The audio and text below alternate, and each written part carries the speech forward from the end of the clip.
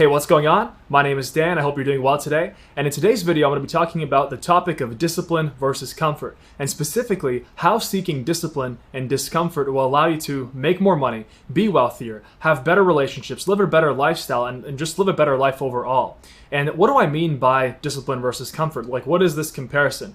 Well, specifically, what I mean, I'm talking about the fact that in today's society, life has gotten so easy for us. We literally don't have to do anything that we used to have to do thousands of years ago in the not so distant past. I mean, thousands of years on like a universe timescale, it's really not that long ago, right? Before, we used to have to hunt for food. We used to have to ensure our survival, not only our survival, but our family's survival. We had to defend ourselves against dangerous animals in the jungle, in the forest, in the mountains, even other dangerous people, right? If we were fighting other tribes or something like that, right? So these are all things that we had to worry about in the not so distant past. But if we look at ourselves today, humans have evolved from these rugged beings, from these rugged, physically healthy beings that were able to defend themselves, that were able to survive off the land, into couch potatoes that are literally glued to their iPhones 24/7, that are just endlessly scrolling through Instagram, Facebook, and TikTok. And it's almost funny to even look at this evolution, how we were able to evolve from these self-reliant, self-dependent beings into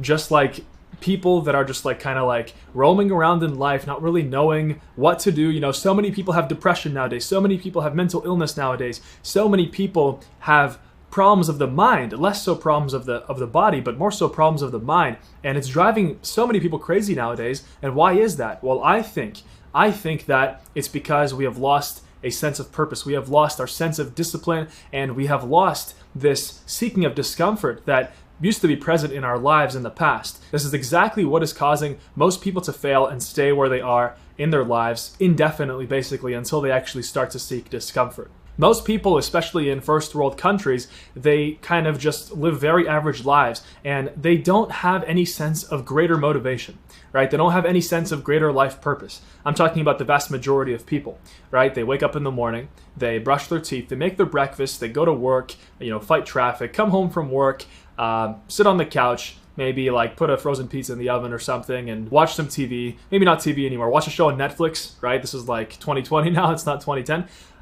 But that's basically the lives of most people, right? It's nothing special, nothing great. But then you ask yourself, are people able to achieve something great in their lives? Yes. Is everybody able to achieve something great in their lives? I believe, yes, absolutely.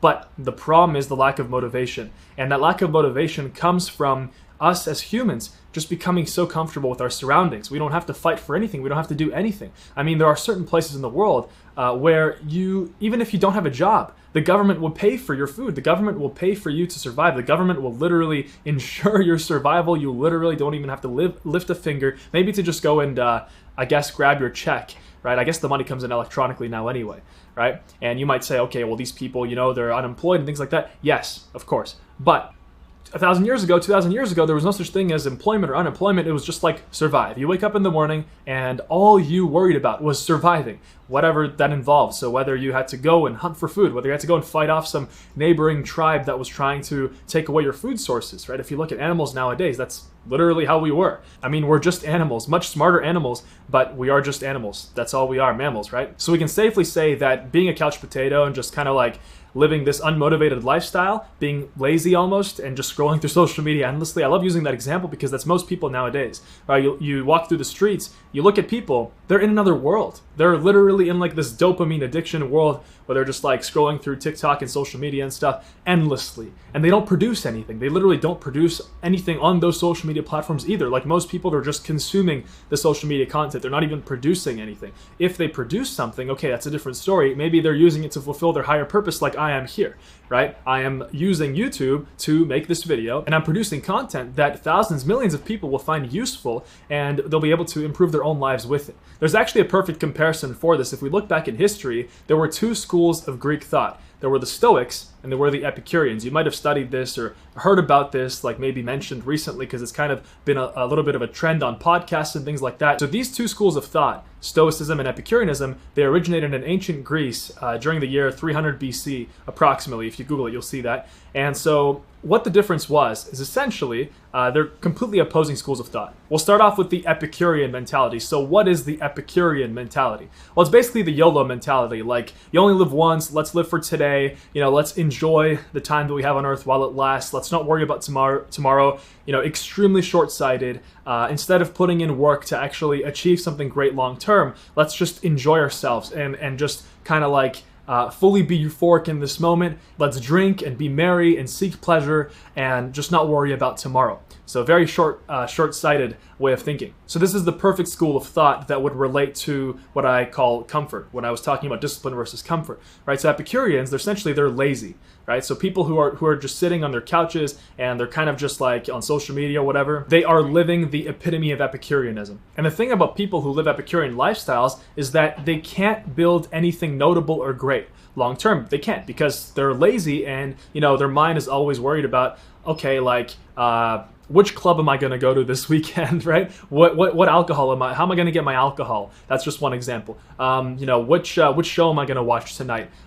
Which concert am I going to go to this weekend? You know what I mean? So very, very short-sighted way of thinking. They're not thinking long-term. They're not thinking about the deeper, areas of life, like their life purpose, their life mission, the work that they can do to actually bring out their best talents and their best strengths and give that to the world to help other people. Because we all know that to make money, to achieve success, to achieve wealth, the only way to do that is to provide valuable goods or services to other people. So basically, Epicureans, they don't invest any of their time or money into anything long-term. Like, their time horizon is just like tonight or this weekend, that's it. Now, what about Stoics? The Stoic mentality is essentially the disciplined, hard mentality. Like, I'm going to put in the work today into something that will be built over time. Work that I put in every single day will continually build this kind of like this castle up, this fortress up, where, eventually it'll be something really great. Eventually it'll pay off, and it'll pay off tenfold, 100-fold, 1,000 times fold. That's the Stoic mentality. But to do that, you have to have discipline, and you have to almost seek discomfort. The number one example of Stoics were Spartans. And what Spartans would do when they would feed their children is they would feed them just enough where, they wouldn't even be comfortable. Like, they would kind of just be over hunger. They would just have enough to eat, but they wouldn't be full, and they would still want to eat more. But Spartans made sure not to overfeed their children because they wanted to build this sense of okay, look, you must survive and you must flourish off of this amount of food, right? You have just enough. You have just enough, that's it. There's no need for more. And it made them tougher, made them hard. And at the same time, Spartans pushed their bodies to the limit every single day. They pushed their bodies to the limit in training and, obviously when they fought wars, right? I mean, that's like the epitome of the Stoic mentality. Spartans were not afraid of giving their all in battle. They were not afraid of just sacrificing themselves completely, even if it meant dying in a war instead of retreating, because they didn't want to give their enemy that satisfaction of winning. So that is an explanation of Stoicism versus Epicureanism, and you can see how it relates to discipline versus comfort. Now, this is an interesting one. I want you to think about your circle. Think about the people that you hang out with or you speak to a lot nowadays. With COVID going around, people are sitting at home kind of on social media. That's mostly how people talk, I would say, because of social distancing. But think about your circle. Think about the people that you communicate with the most. And ask yourself, which of these people that are in your circle, that are your friends, maybe even your family, who is Epicurean and who is Stoic? Who is living by the discipline mentality and who is living by the YOLO mentality? Like the live for today, I'm too lazy, I'm just procrastinating, I don't really want to put in work into anything long term. Now you probably have a few names coming up and you're probably realizing that, wow, a lot of my friends, a lot of the people in my circle are living Epicurean lifestyles. Is that a good thing? I'm not sure.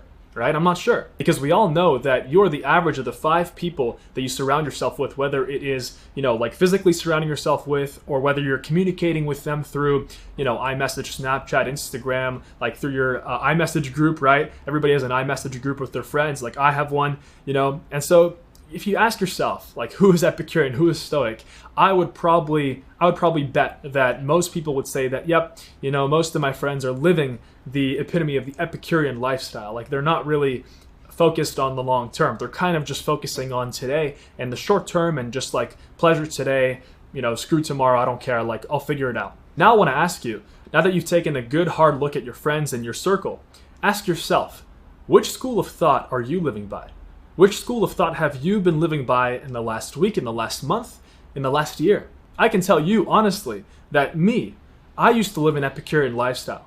And that stopped when I really actually committed myself to fitness. Fitness came to me before entrepreneurship, and for fitness, I realized that first of all, I realized that I could actually change my body. I realized that whatever body I was in was not permanent, and it was actually the result of me living an Epicurean lifestyle. I kind of just ate whatever, did whatever, didn't work out. Said, nah, exercise, I can't do that. It's not for me. This was like long, long ago. Now I've been in the gym for 5 years. So I've achieved incredible results, incredible progress. My body today, compared to where I started, I mean, it's just embarrassing where I started, right? So that was kind of my introduction into the Stoic mentality. So I started to go to the gym. I started to, hit the weights 5 times a week. I started to count my calories, even though people around me didn't really understand. Why are you counting your calories, dude? Like, why are you doing all this?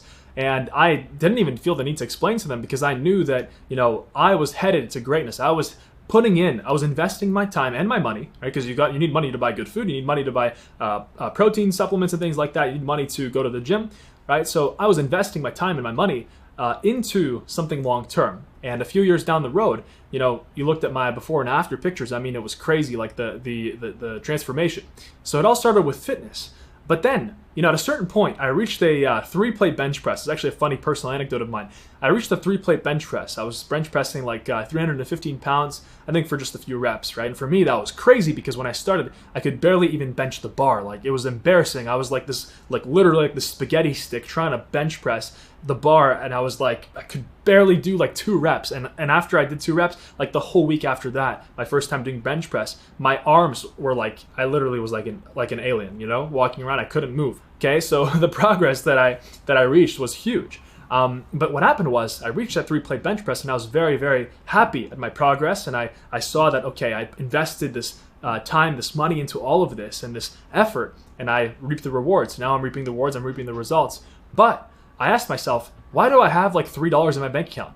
Am I being stoic or am I being Epicurean in my financial life? In like my, I guess like my, regular day-to-day life, like, am I on the path to success or am I on the path to financial failure? And I realized that although I was being stoic with the gym and with working out, I was being very Epicurean with my bank account and with my finances. And so that is when I went full into entrepreneurship. I started reading all the books. I started with Rich Dad Poor Dad by Robert Kiyosaki. Fantastic book if you haven't read it already. Maybe just ignore the real estate part, because for most people, I would definitely say real estate is not good to start with if you are brand new and if you barely have, if you have a small starting budget. So if you have like $1,000 or $2,000. So that was the first book, and that kind of led me into this whole world of self-development where, fast forward a few years now, I'm proud to say I have much more than $3 in my bank account, and I'm living the life of my dreams. I am living a successful life, a fulfilled life. I'm helping millions of people around the world. I run a company of 15 people called Ecom Freedom where, we're changing the lives of millions of people. We're helping them start successful online businesses. We've got incredible e-commerce talent, incredible e-commerce brands, and that is where I am today. But that only happened because I went from being Epicurean with my life to Stoic.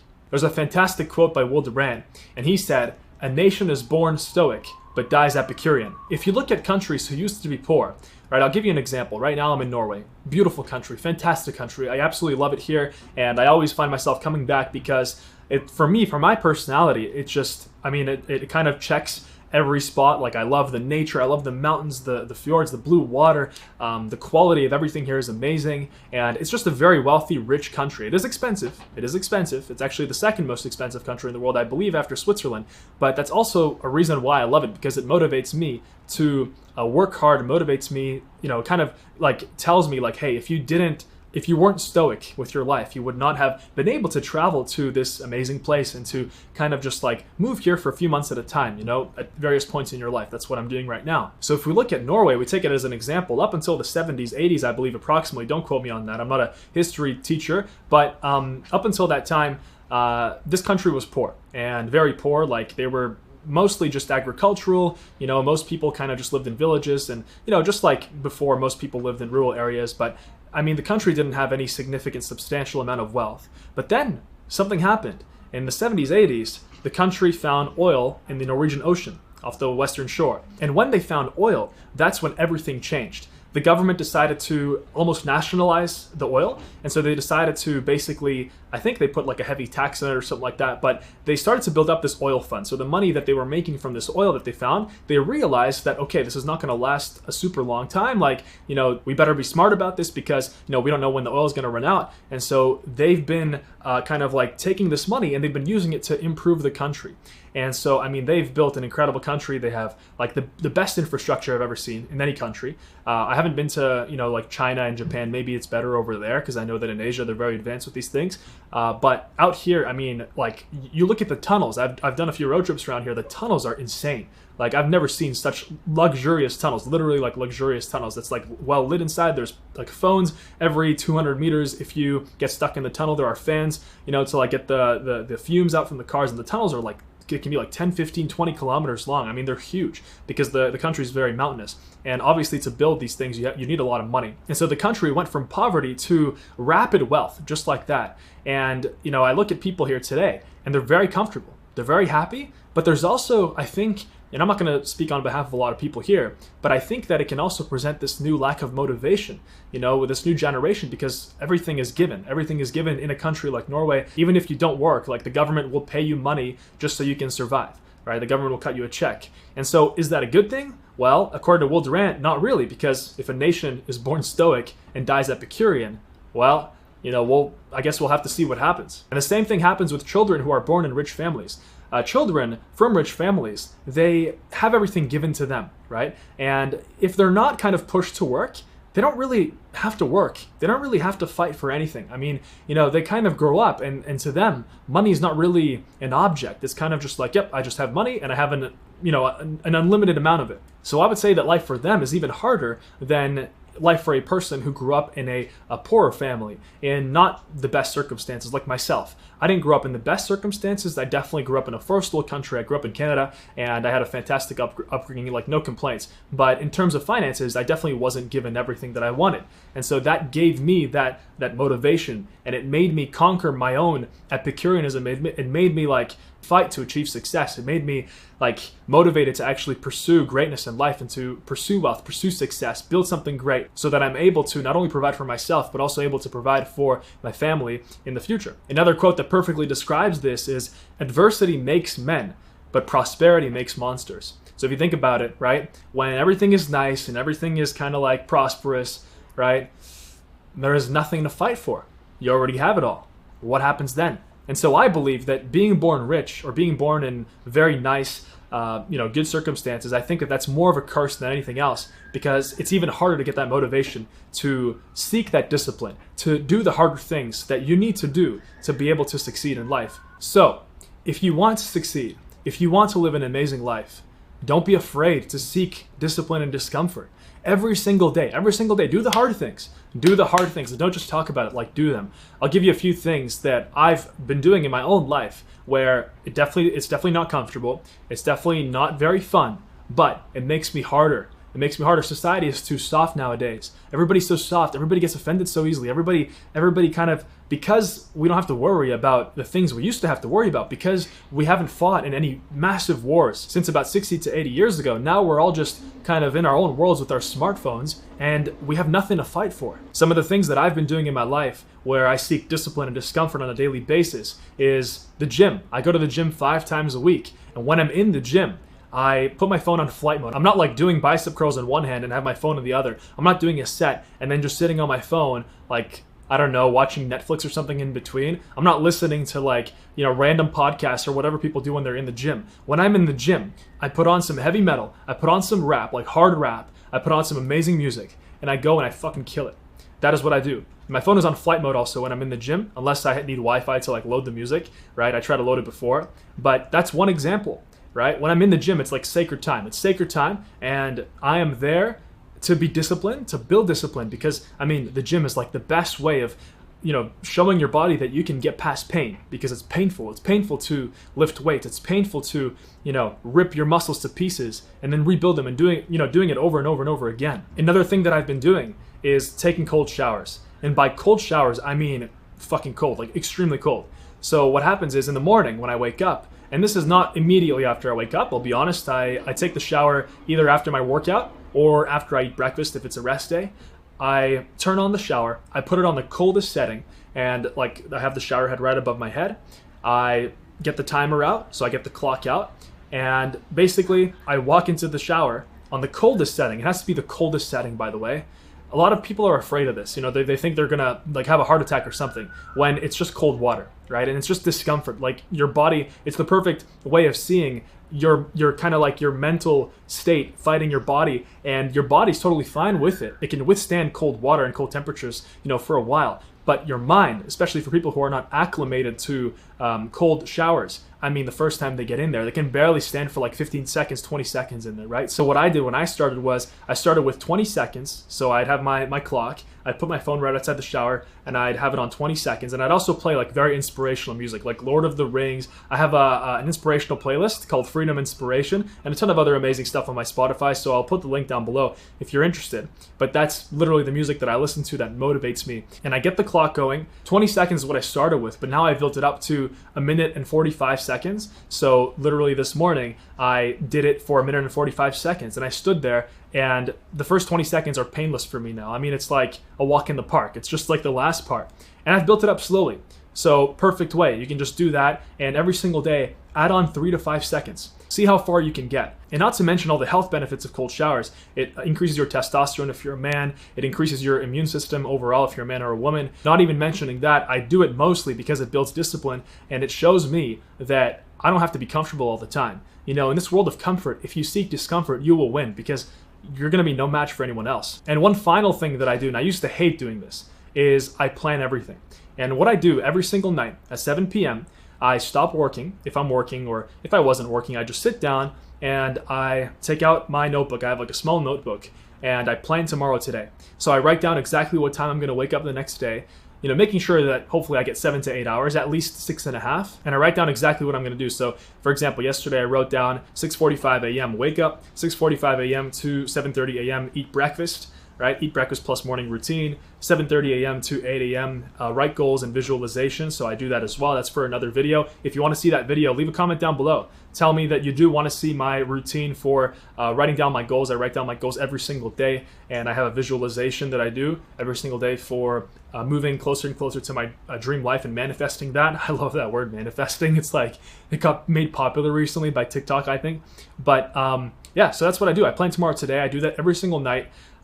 Like I would say I'm not perfect. I'll do it most nights, right? Some nights, if I'm just out late or something, like I'm gonna come home, I'm just gonna go to bed. I'm not gonna do it, right? Like we're not crazy, we're human beings. But the key is the 80-20, right? To do it 80% of the time. It's okay. If you're doing it 80% of the time, you'll be fine on that 20% where it's just like, okay, I literally can't do it tonight, right? So you got to be reasonable, but make sure you're not cheating yourself either. So that's something that I do. I think that all of these things that I just talked about, all these topics here, the cold showers, the planning tomorrow today, and how I plan out my calendar and my days for like very, very good productivity so that I'm able to like also hit my other commitments, so that I'm able to hit the gym. I also train MMA fighting twice a week on top of everything, running a multi-million-dollar business. So I have a lot going on. I wouldn't be able to do that if I was living an Epicurean lifestyle. I wouldn't be doing any of it. I would just be sitting back there inside on my couch, just like, I don't know, eating chips or something, because they taste good. Oh, and one final thing that represents my stoicism is I'm standing out here. It's like probably like 6 degrees outside right now here in Oslo. I'm standing on the balcony of this apartment because I like this background. It's an amazing background, and I'm not wearing a jacket. And I'm completely fine because I've built up the tolerance to the cold with the cold showers.